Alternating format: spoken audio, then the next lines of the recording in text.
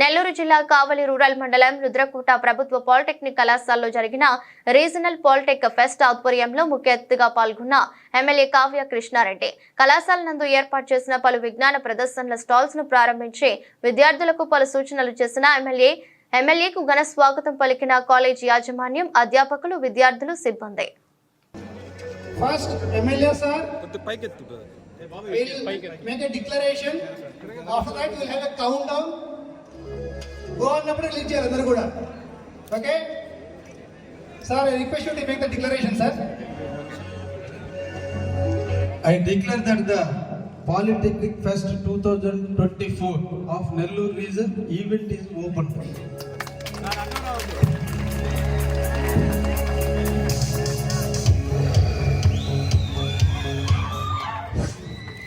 Just wait, sir. Just wait. So, raising of the balloon is a symbol of freedom, joy, and awareness. Let us hope this knowledge of technical awareness reaches the nook and corner of the entire India. So, all of you join me in the countdown. All of us release when you say go. Let us begin. 5, 4, 3, 2, 1, go. Up, and away to sky. Up and away to sky. Up and away to sky. Up and away to sky. Up and away to sky. Pratyush. నన్ను పాలు పంచుకునే దానికి అవకాశం కల్పించిన polytechnic విద్యార్థులందరినీ కూడా అభినందిస్తున్నా. ఎదిగే వయసు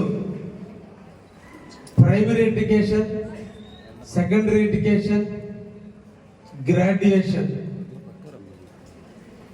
మిడిమిడి జ్ఞానాల మధ్య తెలిసే తెలియని వయసు, కరోమార్యమైనటువంటి వయసు యుక్త వయసు.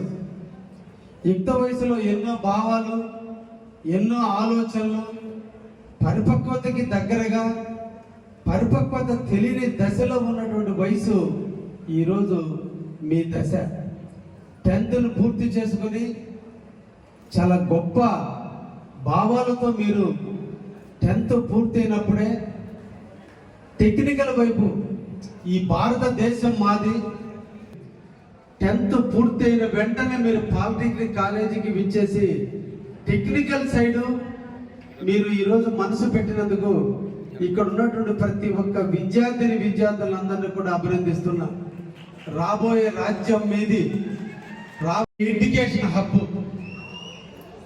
స్వతంత్రం వచ్చిన నాటి నుంచి నేటి వరకు కూడా కావలికి విద్యాపరంగా ఒక గొప్ప పేరుంది భారతదేశంలో.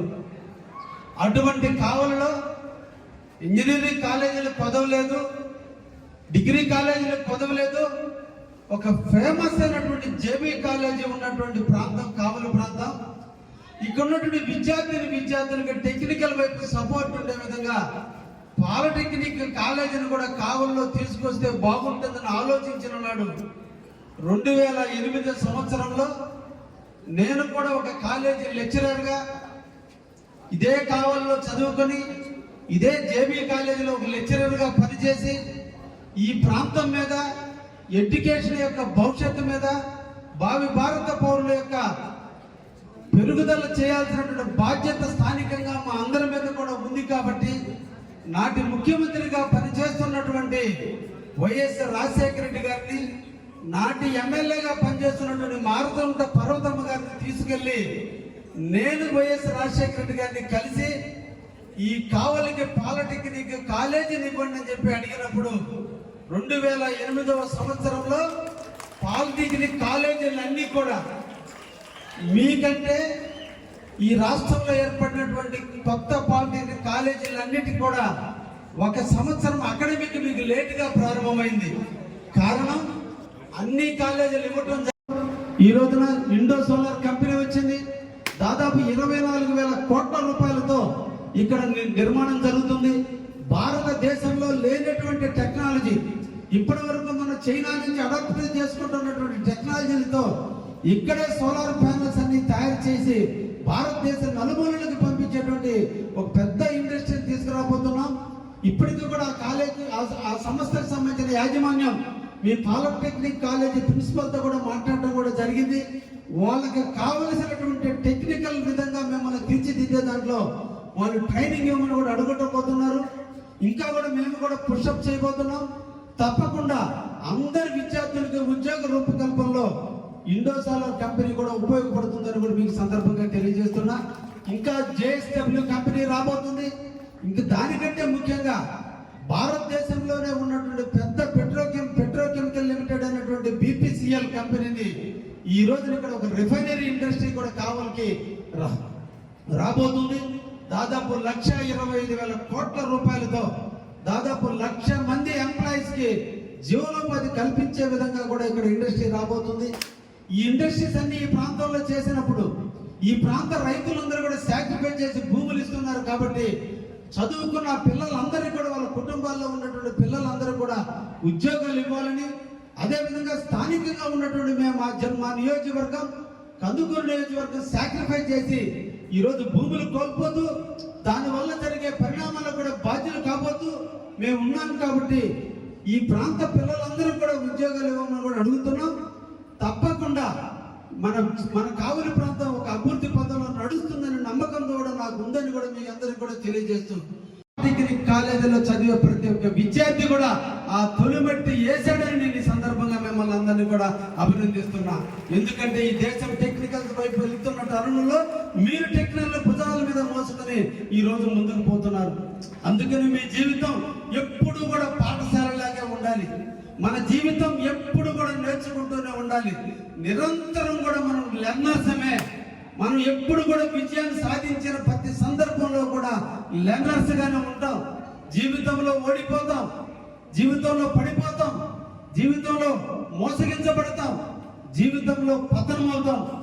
పతనం అయిన నేర్పిన ఎలా నిలబడాలో నేర్చుకోవాలి, ఎలా పడిపోయినప్పుడు ఎలా నిలబడాలో నేర్చుకోవాలి, మోసపోయినప్పుడు ఎలా జాగ్రత్త పడాలో నేర్చుకోవాలి, ఎలా విషయాన్ని అంటే ఓడిపోయినప్పుడు ఎలా గెలవాలో నేర్చుకోవాలి.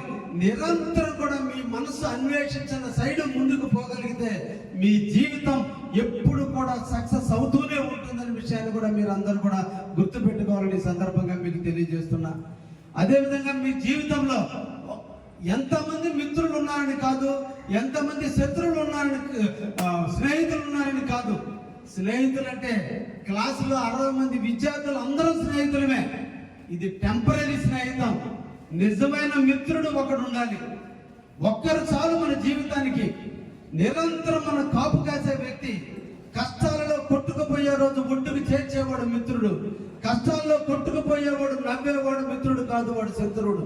అందుకనే మనం కష్టాల్లో పడ్డప్పుడు సంతోషించేవాడు శత్రువులు, కళ్ళు తుడిచేవాళ్ళు మిత్రులు, ఓదార్పు ఇచ్చేవాళ్ళు బంధువులు, కళ్ళకి కనపడకుండా మన కోసం కంటి నిండా నీళ్లు పెట్టేవాళ్ళు మన తల్లిదండ్రులు. అందుకోసం మన కళ్ళ నీళ్లు తుడిచే మిత్రుల్ని మన జన్మ